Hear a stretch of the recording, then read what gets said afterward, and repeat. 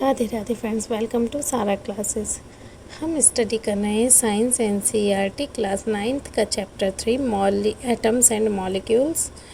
कल हमने पढ़ा था मॉलिक्यूल्स ऑफ एलिमेंट, यानी एलिमेंट में कैसे मॉलिक्यूल होते, तो हमने ये पढ़ा था कि एक ही टाइप के उसमें मॉलिक्यूल होते हैं। ठीक है, यानी कि उसकी जो प्रॉपर्टीज़ होती है वो सेम होती है, बस उसमें डिफरेंस ये होता है कि कोई भी मॉलिक्यूल जो है वो एक एटम से बना है या 2 एटम से या 3 एटम से। ठीक है, अब हम पढ़ते हैं molecules of compound. Atoms of different elements join together in definite proportion, यानी एक डिफाइनाइट प्रोपोर्शन होता है किसी भी मतलब अलग अलग एलिमेंट के एटम्स को मिला एक डिफाइनाइट प्रोपोर्शन में मिलाकर क्या बनते हैं, मॉलिक्यूल बनते हैं किसके, कंपाउंड के। ठीक है, यानी कि अलग अलग एलिमेंट के एटम्स को एक डिफाइनाइट प्रोपोर्शन, एक प्रॉपर प्रोपोर्शन रहता है, यानी कि पता होता है कि हमें किस हिसाब से उनको मिलाना है कि कोई एक कंपाउंड बन पाए।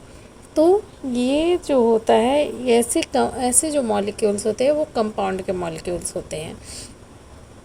For example are given some few examples are given in the table 3.4। हम 3.4 को देखते हैं।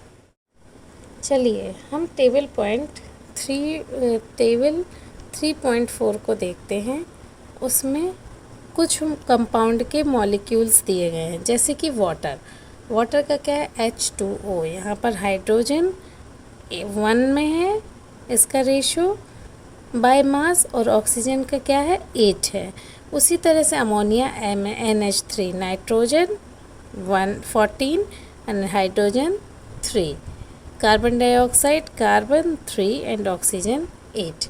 इससे रिलेटेड एक्टिविटी है, उसको देख लेते हैं। इस टेबल के रेफरेंस से क्या निकालना है, by the mass of the atom present in the molecules and table 3.2 of atomic masses of elements, find the ratio by the number of atoms of elements in the molecules of compound given in the table 3.4। अभी तक हम molecule के according देख रहे थे कि compound में molecule कितने हैं। अब हम देखेंगे कि उन मॉलिक्यूल में एटम्स क्या हैं, तो इनका रेशो हम देखेंगे। जैसे हम वाटर मॉलिक्यूल को ले लेते हैं, हाइड्रोजन का रेशो क्या है, 1 है। इसमें एटॉमिक मास भी 1 है। तो मास रेशो कैसे निकालते हैं, मास रेशो जो निकलता है mass ratio upon atomic mass, यानी कि 1/1 यानी कि 1। उसी तरह से ऑक्सीजन का रेशो बाय मास कितना है, 8 है, हमने देखा था 1:8। ठीक है ना। इसका एटॉमिक मास क्या होता है, जस्ट डबल, यानी कि 16 हो गया। अब 8/60 यानी 1:2। तो इसका जो सिंपलेस्ट रेशियो बना वो बना 2:1, है ना। 1/1/2 यानी कि 2:1। तो यहाँ पर हम देख रहे हैं, ठीक है, यहाँ पर क्या हो रहा है कि हाइड्रोजन, इसका रेशो बाय मास ये है, एटॉमिक मास ये है, तो mass ratio upon atomic mass हम निकाल लेते हैं। उसी तरह से ऑक्सीजन का हमने निकाल लिया, रेशो बाय मास 8 है, एटॉमिक मास 16 है, इसका हम निकाले 8/16 यानी कि 1/2। तो 2/1 कैसे है, 2:1 कैसे है, 1/1/2 यानी कि 2/1। इसको हम एज अ रेशो क्या लिख सकते हैं, 2:1।